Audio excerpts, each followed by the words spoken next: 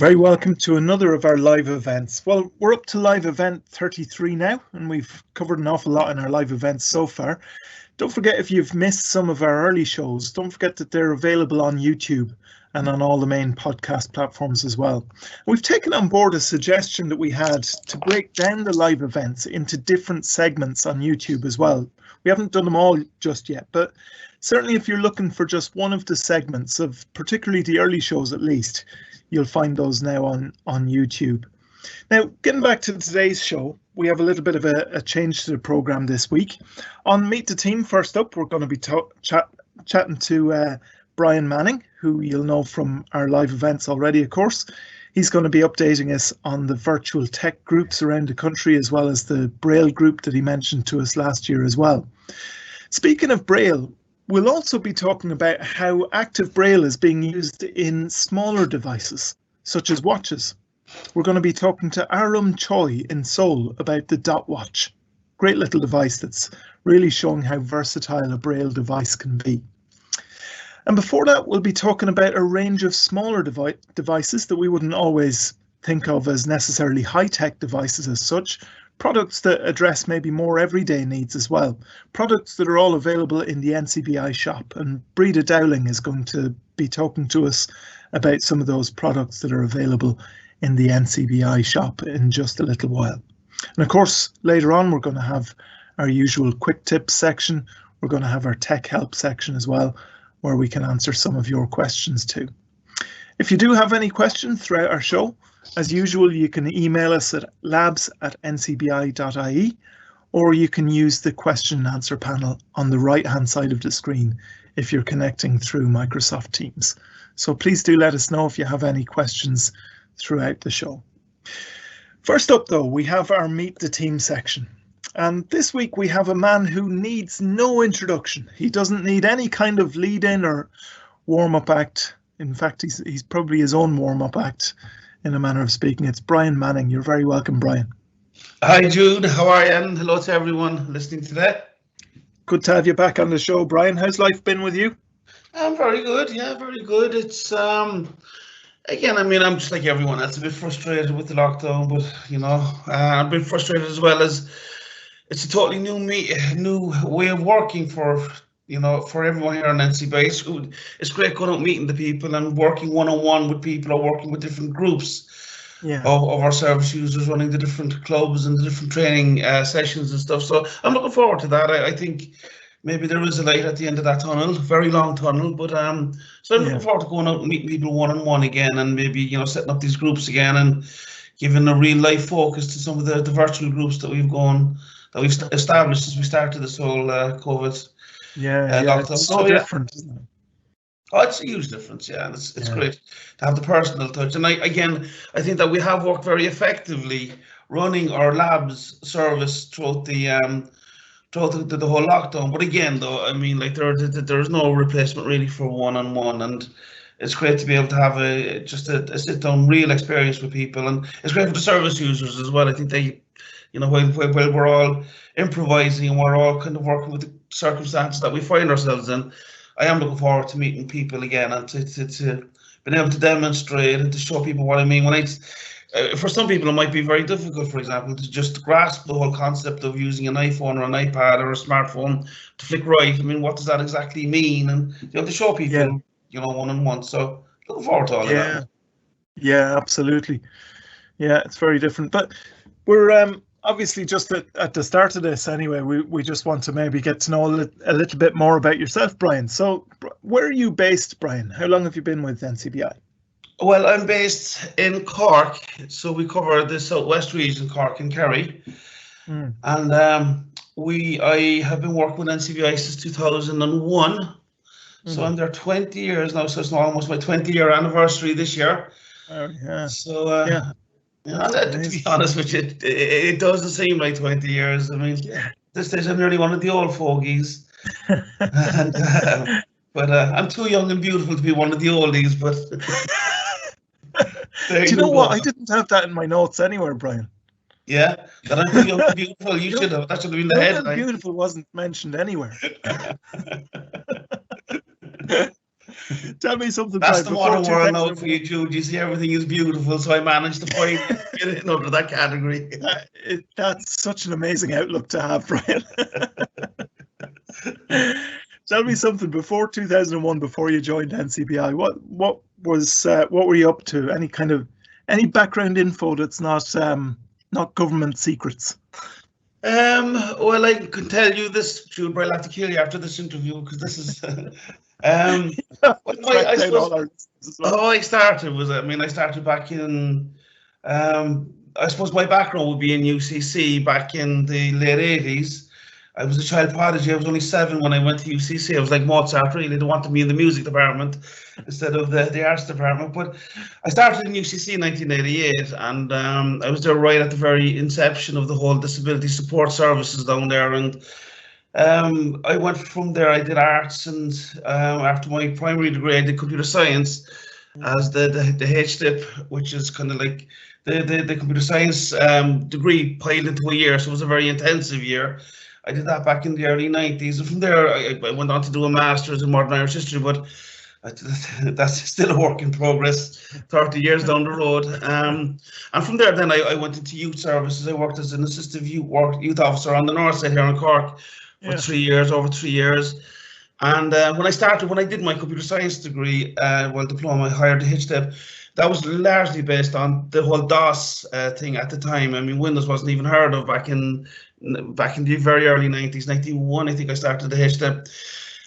So when I finished in the youth work, I went back and I retrained in the whole Windows revolution. I did a FOSS course here in Cork in 98, I think. And I learned one of the best buddies I've ever had was a great friend of a lot of ours, a friend called Jaws. So I learned Jaws back in 98, I think, in FOSS, and I learned Windows. And from there, I started to work with the CIT, the Cork Institute of Technology. I did work there for a good while as a research worker. Yeah. And from there, I pretty much started then with NCBI, as I say, back in 2001.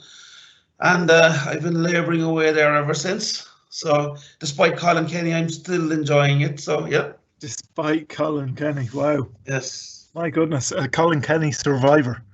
Colin Kenny survivor. Colin Kenny survivor. You all have traumas in your lives. Last work with Colin Kenny. We'll have to get him back on for the rebuttal. Oh boy! So tell us, Brian. Obviously, you've got quite a background there as well, even just in kind of learning the JAWS before coming to NCBI and all those sort of things. What has your role entailed since you've been with NCBI?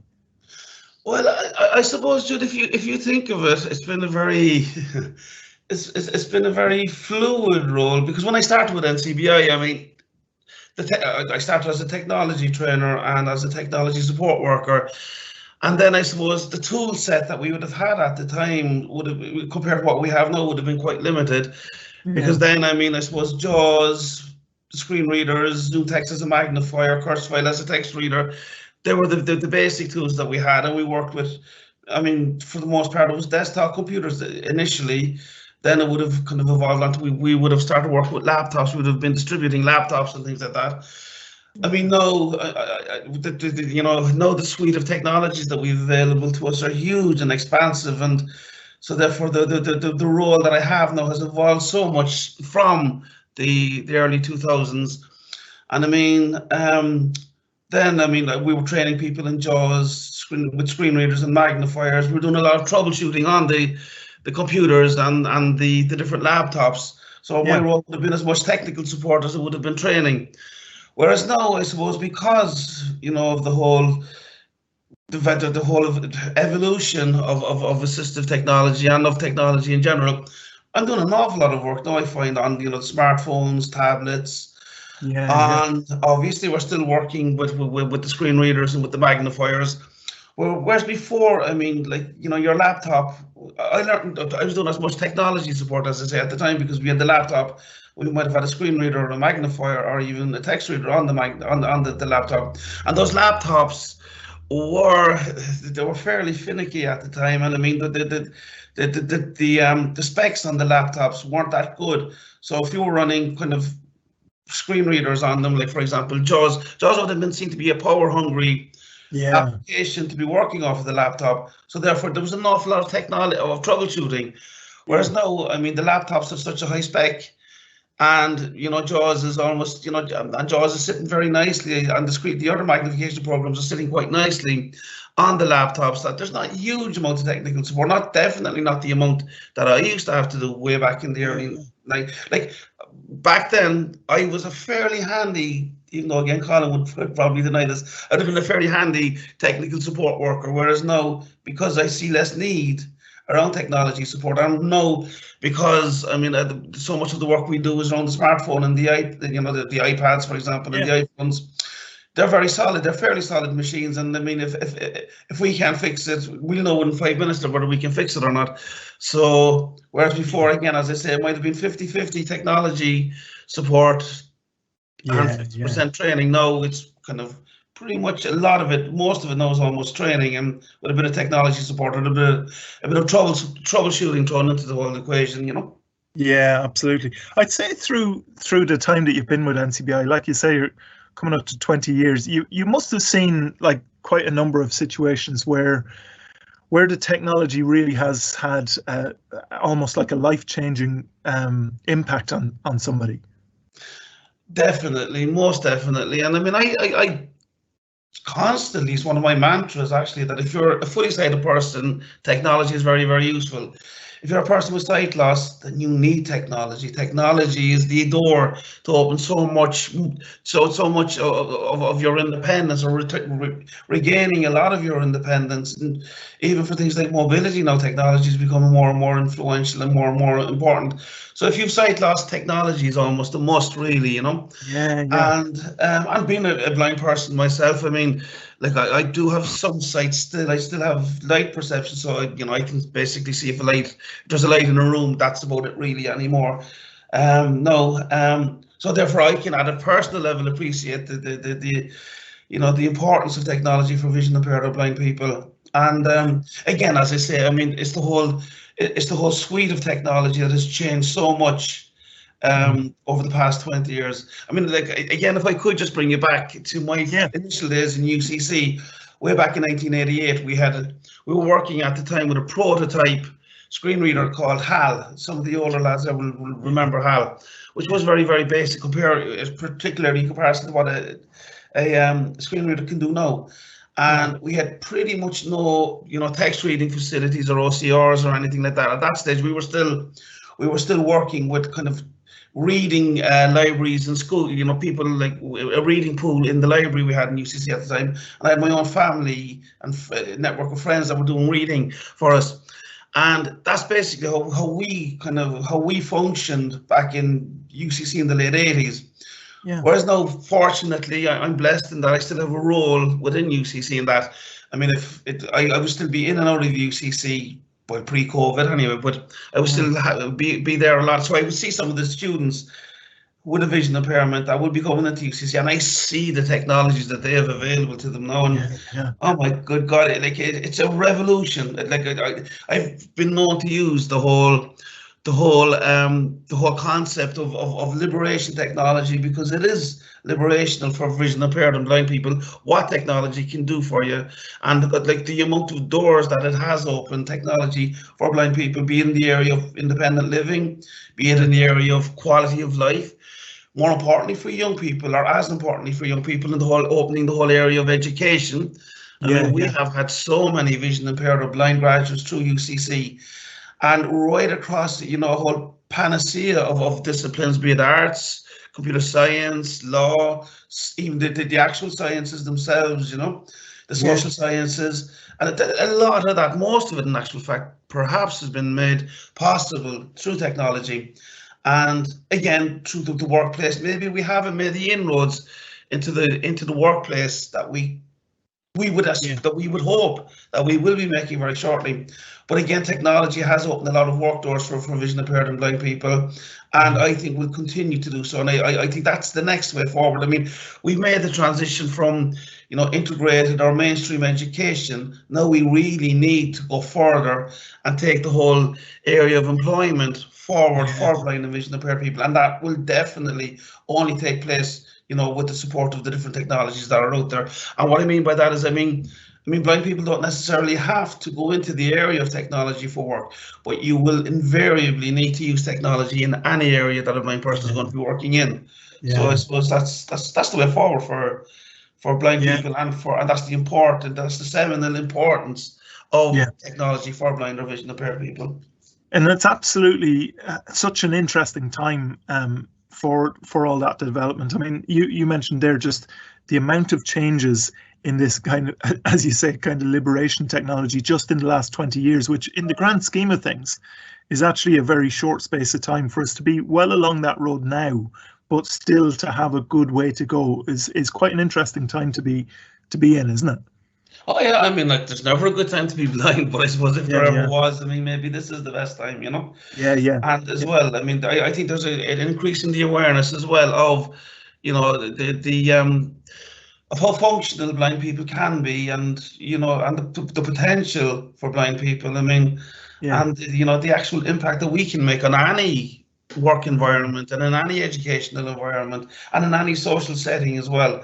So, you know, between, you know, the enhanced mobility that's out there, to our guide dogs and to our canes, and through the actual training for you know, those mobility skills. And again, you know, if you were to include or marry the whole area of mobility technology with the primary, you know, mobility skill like your guide dog or your cane, you can get so much, you know, enhanced support now using the different, you know, apps and things like that. Like at the moment now, we're looking at Soundscape, which is a very, very good app. And so between technology, I mean, technology is fantastic for blind people in general, and it's great too that NCBI are, you know, at the center of providing the training and indeed providing the technologies for vision impaired people in the country. I mean, you know, not just to train people in the technologies, but insofar as we can, we collaborate with, you know, like the different schools and colleges and the government departments to make sure that where people need the technology, they get it. And again, I mean, where we can, even at an individual level, even just working at home or whatever, we try, as part of our role as well, where we can, to try and ensure that people can get access to the technology. Because I mean, you know, it's the one thing I always hated doing, was dangling the carrot of technology to someone and then saying, but unfortunately, the cost base of it is so prohibitive that you probably can't get it. Whereas, I mean, we do see it as our role insofar as we can to try and, you know, support the person in getting the technology as well. Yeah, absolutely. And speaking of NCBI's role in all of that and the training that's been going on and things like that, last time or last year when you were talking to us about a couple of the projects that were going on, the virtual tech clubs and the Braille group, how are those projects going at the moment, Brian?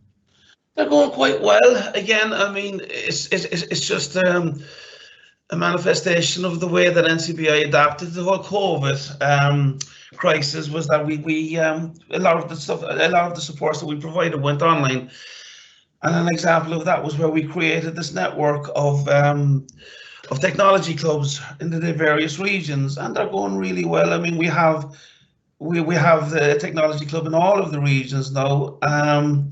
And we meet at least once a week, and there's a great kind of peer support kind of vibe or dynamic going there as well. In that, I mean, like, we just take the example of the Cork Kerry Technology Club. I would see myself maybe as the facilitator of it.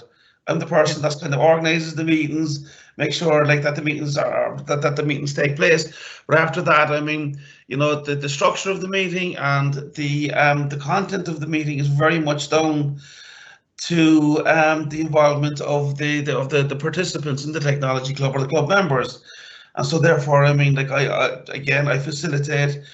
If someone is, if obviously we have a discussion on the different technologies that are out there, and then I encourage people at all times to kind of make presentations every week. So like last week we had a presentation on the Finder app, which is a brand new app out at the moment, and it's very, very good for blind or vision impaired people.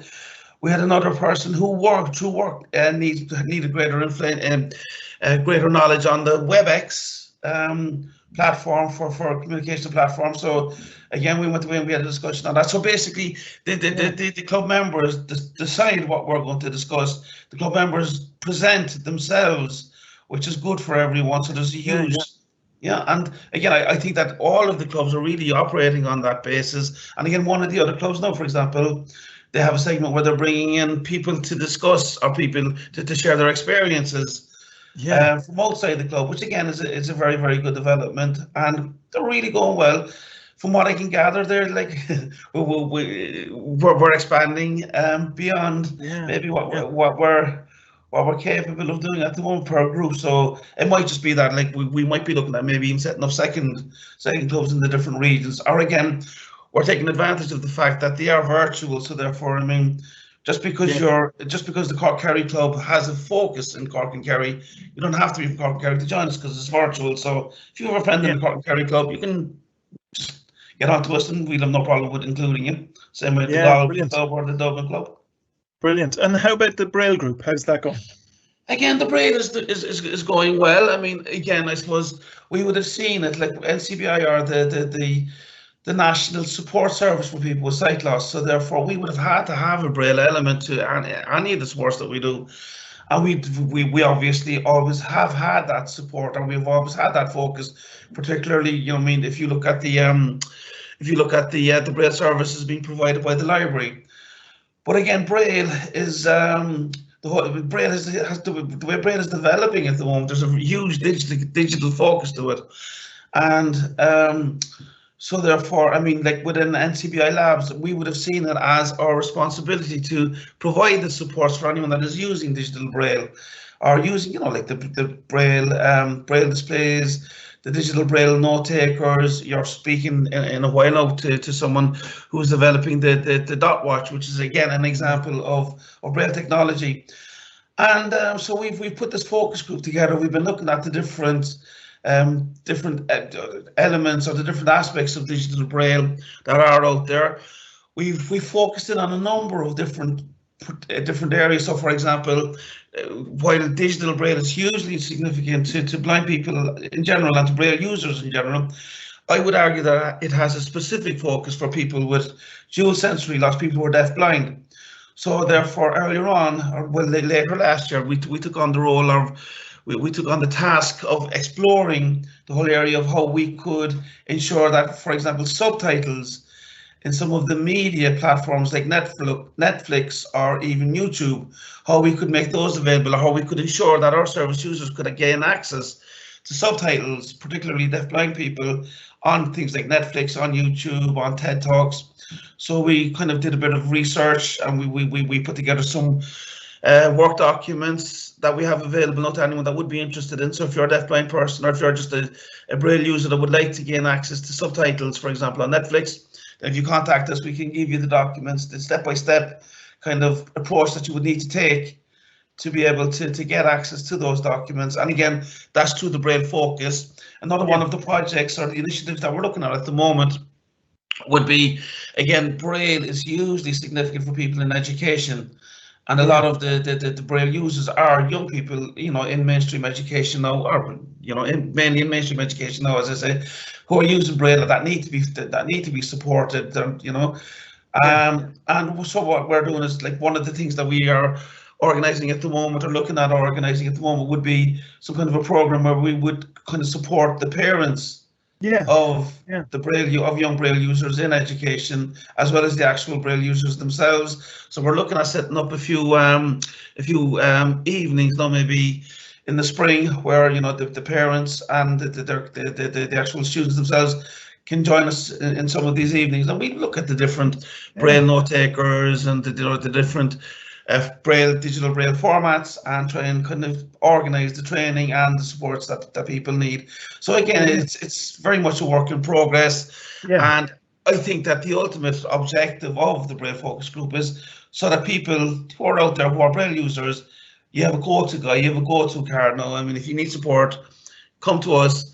We don't have all of the answers, but you know, we will endeavour to get the answers, and we will, where possible, support you. And I think that that's very important, that we can provide that outlet as the national support agency for people with sight loss. Yeah, brilliant. Well, we'll have to maybe catch up with you another time as well in terms of some of those additional things that are happening, maybe get an update on those. But it's certainly been really good to chat to you, Brian, and obviously stay on if you can. We've got the Dot Watch coming on a little bit later. But thanks for joining us for Meet the Team section this afternoon as well. It was a pleasure, and it was wonderful as well when I heard that Breda was actually coming on. Breda, I mean, I think myself and Breda have a future. Maybe we could organise something like the Great. Richard and Julie show for blind people, maybe. So My goodness. we'll see how that develops anyway. You might have needed no introduction, but you've given Breda some introduction there. That's quite quite a thing to be walking into. Well, that was Brian Manning talking to us, and in his own words, young, beautiful, and Mozart-esque. Well, they're quite. But I'm basing those comments, I'm basing those judgments on the fact that most of the audience can't see me. You see, I have a face for radio, as they say around here. So you really got the full experience of Meet the Team here. Very good. Well, hopefully Brian is going to stay with us on the show for the next few segments as well. But next up, we're going to be talking about the NCBI shop. And as Brian has already introduced, we have Breda Dowling with us from the NCBI shop. You're very welcome, Breda. Thanks, Jude. How are you? Great. Yeah, good to have you on the show with us. Yeah, great. You can hear me and everything, can you? Yeah, absolutely. No problems there. Oh, brilliant. Good. Very good. So maybe just to start with, Breda, can you tell us a little bit about some of the different types of products that are sold in the NCBI shop? Yeah, sure. I suppose the main products are the talking watches, talking clocks, some of the daily living equipment like liquid level indicators, the bump-ons, selection. We've put selection of phones, house phones, cordless house phones, and mobile phones. Yeah. For people who need extra lighting and reading devices, we would have lamps, table lamps with magnifying lights in them, LED lights, natural daylight coming from them. We would have our calendars and diaries, large print, and also Braille, and then as usual all the mobility canes. So yeah, did I just trying to? Good, yeah, that's kind of the sonic players. It's actually interesting just when you mention some of those things, because you can kind of forget that some of these kind of this kind of technology is out there. Like even from a technology point of view, you don't think of some of them as high-tech stuff. Like a liquid level indicator is a small device, does a simple thing, but it's actually crucial sometimes to people. It's a really valuable piece of technology as well.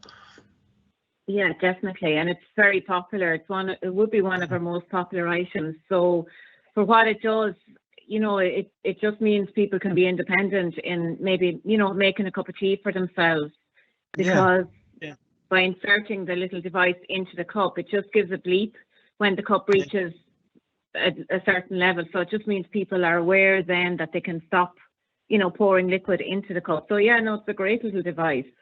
Yeah, for what it does. And even the various types of lighting and things like that, they're all really useful. Are those products, are they kind of available just online, or can they be purchased in store as well?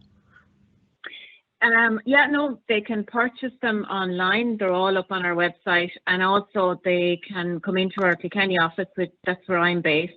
And also they're available through the Whitworth Road office in Dublin. So people can, go into Debbie in our Dublin office and purchase them from there. Okay. So yeah. Very good. Yeah, so easy to get a hold of. Or orders, they can actually, if they do, they can order through myself. If they just ring up and be put through to me, I can take an order over the phone, and we can take their order and send it out through the post. So everything we have is usually sent through the postal service. Yeah. And there's no charge, extra charge for postage or anything like that. Yeah, very good. So there's a variety of ways you can get your hands on some of these things. Exactly. So just from your experience, what would be some of the more popular types of products that would be purchased by people with low vision? Yeah, I suppose a lot of people go for the talking watches. Literally, they come like in a ladies version or a gents version, and both have leather straps or expandable bracelet straps. So they're very easy to use by just pressing a button on the side, and it'll tell you the time and the date. Another item is the talking keychain. So we've two different types. We've one which actually tells you the date and the time, and it's like it's the size of a keyring maybe. So it's very handy for people to keep in their pocket or put under their pillow at night time, and literally it's there for them when they want to know the time. So it's a basic item, but it works really well. We've a couple of, and I suppose the clocks then are another item. A lot of people will go for talking clocks. So we've a couple of different types of them as well. Which it'll be interesting actually. Just after this, we're going to be talking about the Dot watch as well. So that'll be kind of interesting in the context of that. Just thinking about some of the mobile phones that would be available. Can you tell us anything about some of the different types of mobile phones? Well, at the moment, we stock the Doro 780, which is a very easy to use phone for people who maybe have never used a phone before. It literally lets you dial and store 4 numbers, and that's it. That's all you can have stored on the phone. So for someone maybe with onset dementia, maybe an older person who mightn't be used to a mobile phone, it's a really easy one to use by just pressing like it is ABC 3 numbers. It used to have 4, but it's actually down to 3 now. But it just makes it easier for people. The other one then is a Doro 6620, which is a big button, easy to use mobile phone.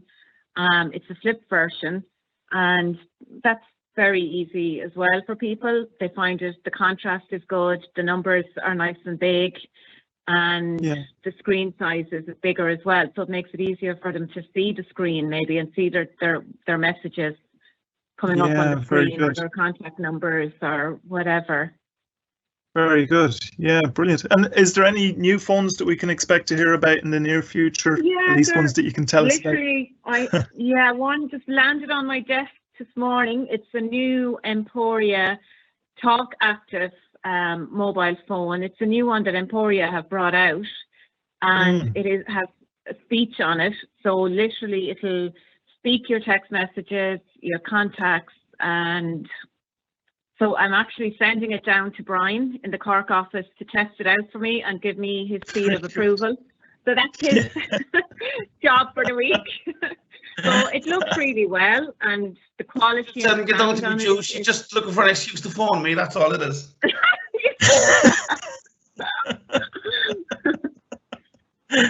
So hopefully we'll have that in stock in the next couple of weeks. You can get your own back now on Brian after the introduction. Yeah. Very good.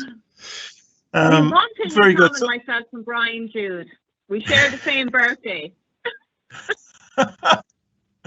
Oh my goodness! Wow. She looks far better on it than I do, though, Jude. I'll assure you that. This whole conversation is just taking such an unexpected turn. I just wasn't ready for this. Tell me something before we go completely down the wrong route altogether. Can you give us just maybe a web address, Breda, for the shop if anybody wants to just browse through some of the things that are available? Yeah, so the web address is ncbi.ie, and if people want to contact us by phone, they can ring the info line, which is, I know people probably know this, 1850 33 43 53, or they can email the shop at shop@ncbi.ie. So, and if anybody has if they can't find what they're looking for, Jude, on the website, they can always contact me. You know, if there's a product that they're looking for and they don't see it on our own website, it's possible that it might be available through RNIB. So I can always, order directly from RNIB for the service user, because RNIB don't take orders from individuals, but we can support them by doing it, or for them and helping them out that way. So if there is anything that people want, just make contact and I can advise them. Very good. And is the best way to make contact with you directly, is it to go through the info line and then be put onto you? Yes, it is. Yeah, that's probably the best way. Brilliant. Well, really appreciate you joining the show today, Breda. Appreciate hearing about all of the things that are available at the NCBI shop. Really good to chat to you again as well. Yeah. Okay, Great thanks to a have you on million. the show. Cheers, Breda. Very Take good. care. So that's Breda Dowling from the NCBI shop, and certainly there's a wide variety of different products that are available there. Good to have the opportunity to mention some of the excellent equipment that really is of everyday use as well. Now, we're going to move straight into our next item because we want to talk about a really excellent piece of equipment called the Dot Watch. And with us to talk about that all the way from Seoul, we have Ah-Choi of the Dot Incorporation. You're very welcome to the show, Aram. Hello. I think Thank there you for might having be me. a I'm little bit of a Arlene delay from on the line from what we were expecting earlier as well. So we'll just we'll work with the slight delay on the line. But tell us, Aram, can you describe what the Dot Watch is and who it's designed for? Well, as the word first, tactile Braille smartwatch. That watch is a connected device that is completely practical and easy to use.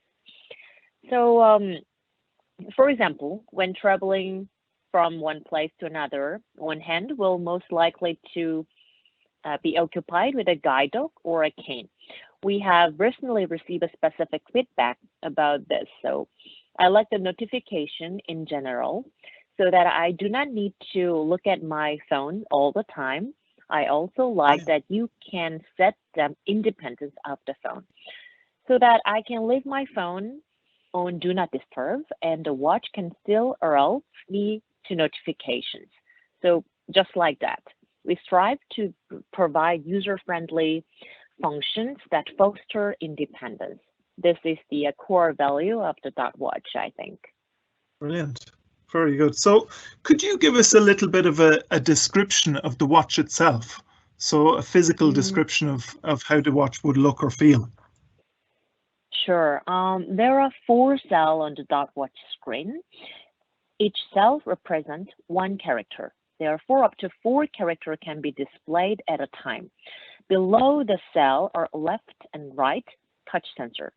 And the crown is located on the right of the center of the body. It colored red. The select button is located above that crown. And the home button is located below that crown. So if the Dot Watch is turned off, the cell remained kept inside the screen. To turn on, press the whole home button for 3 seconds. And after turn on, you can do so by pressing and holding the home button. Vibration will occur and all the cells are raised and dropped to notify. Then you can use the Dot Watch starting from there.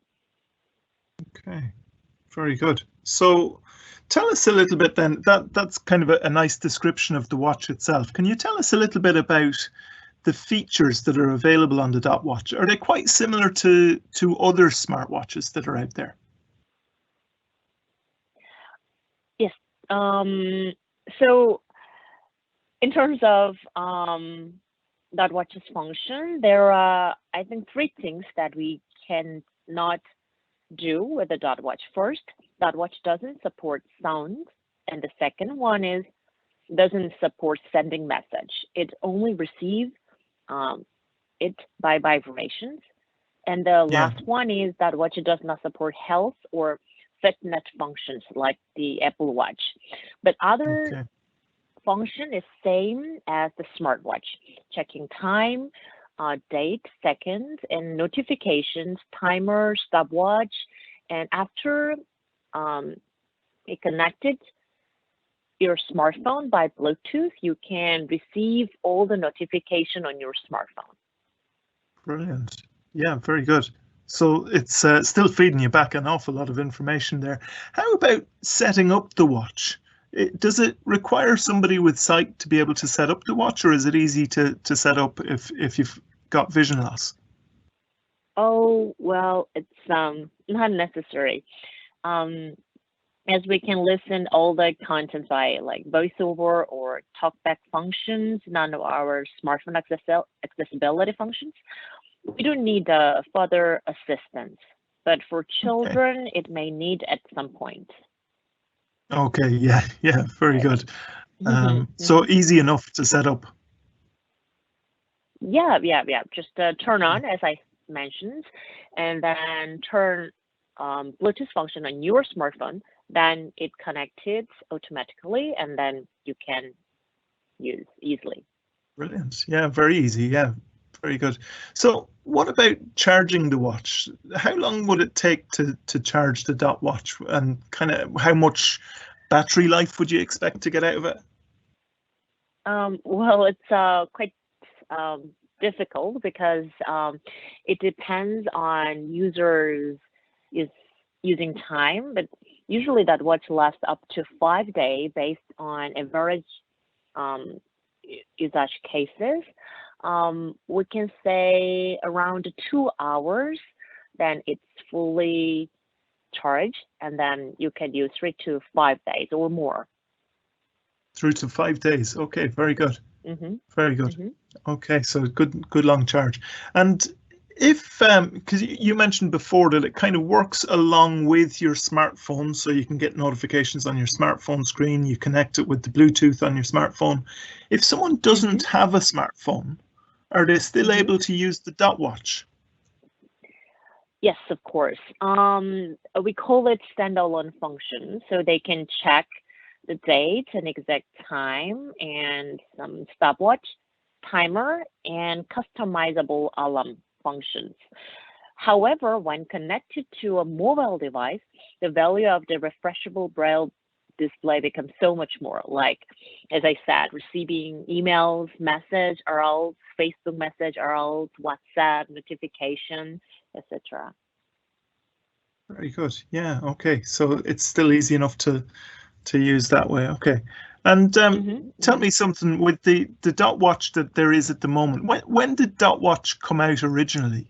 Is there big differences from the version that's there now and the version that came out originally? Well, first we launched 2017 Christmas, and then right after that we have a moment to update on firmware, and then we launched Dot Watch 2. So you need to find Dot Watch 2 on iOS Store or Google Play Store. The appearance of the Dot Watch was the same. However, the function is way more stabilized. In terms of stabilized, it's if you connect your smartphone to Dot Watch, you can feel it. I don't know how you could compare it, but if you have a chance, then it's stabilization is the key features in the Dot Watch too. Yeah. Okay. And the Dot Watch that's out at the moment, has that kind of led to other technologies and other products as well? Is the Dot Watch the main product that you would sell for vision impaired people? Yes. I can say Dot Watch give you a private moment without any sounds. Like, people around you don't need to notice that you can check the time. Not only read quietly in a public place, but also like read the exact time without a smartphone. So this is the key functions. Okay. And also I can add one more thing. Then, if you know like a 10 digit, you can read the time again. The people, not only like people who are familiar with the Braille, but also people don't know about the Braille and want to learn Braille, Dot Watch will help them learn Braille. Brilliant. Very good. We have a seasoned Braille user on the line as well. We've got Brian Manning, who was talking to us earlier about some of the Braille groups that NCBI is running around the country. So I'm sure he's listening with great attention there to the information about the Dot Watch. Tell us, where can the Dot Watch be purchased? Right now you can purchase at our website. So can I tell you my website address? Yeah. www.dotincorp.com. DOTINCORP.com. Then you can find shop, click it, and then you can purchase the watch, either paper or credit card. Very good. Okay, so that's a great piece of equipment there that's really useful for people to know about as well. Certainly a very versatile way to use Braille as well. So really appreciate you coming on to tell us about that, Aram. Thank you for joining us. And I know it's late there in Seoul, so thank you for being available at such a difficult time as well. No, it's a midnight, but I'm very, very thank you for having me. So pleased to have this moment with you. Well, thank you again. And of course, for anybody who wants to listen back to the interview there that we've done on the Dot Watch with Aram, you can listen back on YouTube or on any of the major podcast platforms as well. So that was Ah-Choi talking about the Dot Watch. Very good. So we're coming towards the end of the show now, and we still have our regular features as well to go. So we're going to go straight to JP, and he's going to talk us through this week's quick tips. Great. Thanks so much, Jude. That was an interesting conversation with Aram there about the Dot Watch for sure. So for a quick tip this week, we thought we'd cover how to pause and resume voiceover speech on an iPhone, and also how to silence talkback speech on an Android phone. And so what we can think of certain occasions where this might come in useful. So for example, if we're navigating an app or maybe navigating a website with a screen reader, maybe the screen reader has told us a certain item or a link that focuses on, but we mightn't necessarily need the rest of the information that follows. So what we can do to pause voiceover speech on an iPhone is to tap the screen with 2 fingers. And then to resume speech, what we can do is tap the screen again with 2 fingers. Simple as that. Slightly different for talkback users who are using Android. So in this case, to silence talkback, what you need to do is simply tap the screen with just 1 finger. So it's a 1-finger tap of the screen. And what's more, on some Android phones, it's actually possible to silence talkback by covering what's called the proximity sensor. And this is located at the very top of the phone. You can cover that with your hand or with your fingers, and then voiceover will stop. That can work on several phones as well. If it doesn't work, then you can just revert back to the 1-finger single tap on the screen to silence a talkback, which I just mentioned. So that's a very kind of quick handy summary. one. It is. That's a really handy one to just be able to cover the proximity sensor. That's exactly really useful. It works on my own phone now, so it does work very well. So it's a quick summary of how we can pause and resume voiceover speech on an iPhone, and how we can silence talkback speech on an Android phone. Yeah, brilliant. Now, I believe there was one, you've mentioned this one actually in your technology newsletter, I think, just in relation to Alexa enabling follow-up mode. That's right. It's a nice feature. I've actually enabled it on my own Echo last week, Jude, and I'm enjoying using it. So I think some of our listeners who use an Echo device will be interested in this feature if they're not using it already. It's called follow-up mode on Alexa. So it's a handy feature. It can be used on any Amazon Echo device, and it works by letting Alexa continue to listen up to 5 seconds to your initial question or command. So what it means is that you don't have to keep saying Alexa all over again to ask a follow-up question or issue a command. So I'll give you an example. You could ask, for example, Alexa, like, what's the weather? And once she gives you your weather report, you can then immediately ask her, what's the weather tomorrow? So there's no need to say Alexa again.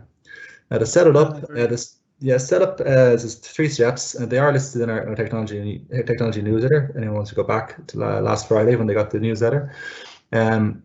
Just briefly, what you do is open up the Alexa app on your iPhone or your Android phone or your iPad and tablet, and then you select Echo and Alexa, the Echo and Alexa button. That's located in the top left corner of the app. You scroll down to the follow-up mode option in the menu, and you select that. And here there's a little toggle where you can switch follow-up mode on or off. It is off by default, so you need to switch it on. And that's it really. So once set up, like I say, you'll be able to give more than one command to Alexa, only using the wake word once. I enabled this feature, say, last week on my own Echo, and I find it really helpful, especially when it comes to controlling various kind of smart home devices, so like smart lights and smart plugs that I'd have. So for example, I could say something like, Alexa, turn off my living room lights, and then follow it up with turn off my TV. So very handy in that regard. One final thing to say is that once the feature is enabled in the Alexa app, you can simply say, Alexa, turn on or off follow-up mode, and then it'll toggle this feature on and off. So it doesn't necessarily have to be on all the time. Excellent. Yeah, so that makes it just that bit easier as well. If somebody likes using that, sometimes it doesn't want it always to be on. It's a lot easier once it's set up in the first place. Yeah. Exactly. Yeah. Very good. Brilliant. Well, they're really handy quick tips for this week. Thank you very much for that, JP. No worries. Now we're moving on to this week's tech help. Now Daniel is going to help us with this week's tech help, and one of the questions that a lot of people ask is what to do about a computer that's very slow to start up. Now, is there actually any easy solution to that, Daniel? Yeah, Joe, that's a very good question, and I've known several people who have had a slow computer and felt like asking it to pick a window, telling it was leaving. So there can be a multitude of things that can go wrong. It can be down to some software problems, or it can be even a hardware issues such as hard drives just getting a bit old and worn and probably needs replacing and upgrading. There's so many different things that can be attributed to a computer slowly starting up, so there's no kind of one answer fits all. I've seen some people that have had to replace their hard drives and go with the new solid state drives, and they really improved the speed and performance, especially of Windows 10. Other people, maybe they've had 2 or 3 antivirus programs installed, particularly free antivirus programs. They tend to kind of nearly get installed by accident. Next thing you have 3 antivirus programs going without really realizing it, and uninstalling some, if there's duplicate antivirus software, then maybe uninstalling some of that. Also, when programs and apps get installed, they often put in a little thing into Windows called load in the background. It's a little bit of cheating by some software developers to put what's known as a tray in at the back of Windows. So when you go to access that program, it comes up really quick and it says, "Oh gosh, this is a great, real quick piece of software." But what they've actually done is front loaded an awful lot of the loading of that software to be part of your Windows. Now, the real techie people can go into their task manager and get into the startup options and have a look through this little list there of what we call startup.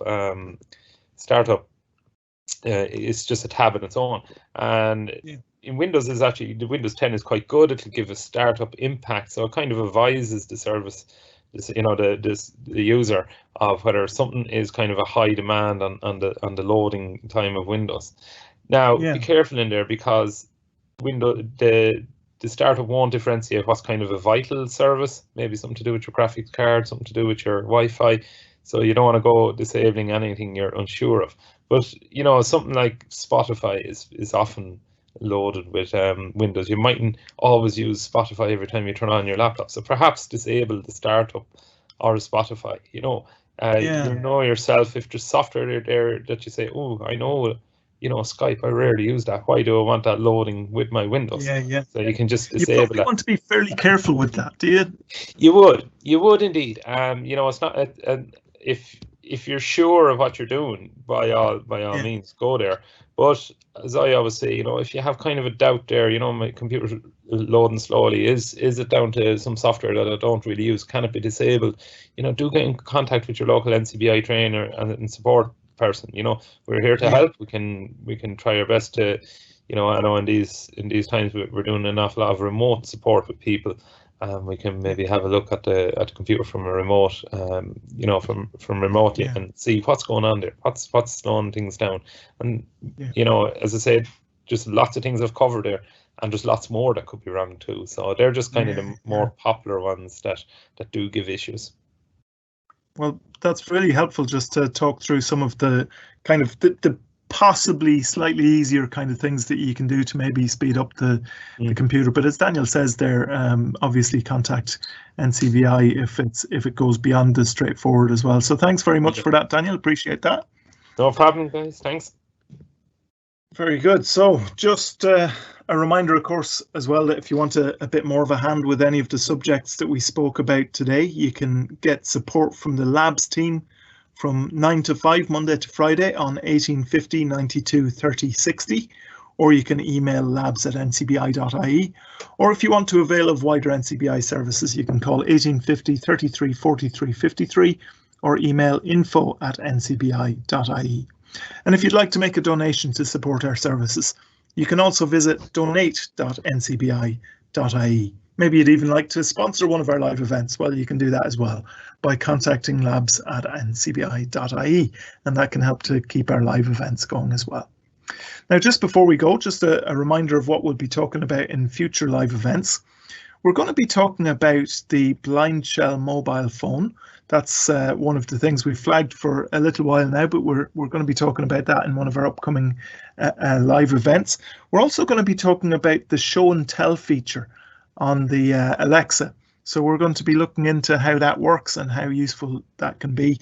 And of course, we're going to get an update on Soundscape as well in the coming weeks. Just a reminder that our next show is next Tuesday, February 23rd at the usual time of 2:30 p.m. So we look forward to seeing you there. And of course, if you want to stay up to date with what's happening in our live events, as well as plenty more as well, you can subscribe to our newsletter on our website, or you can email us at labs@ncbi.ie if you'd like to do that. So all that's left for me to do today is to thank our panel and our guests as well this week, Ah-Choi, Breda Dowling and Brian Manning, and of course to everyone listening in as well. And from Daniel Dunn, from JP Corcoran, from myself, Jude Marr, we look forward to having you all back with us next week for another NCBI Labs live event.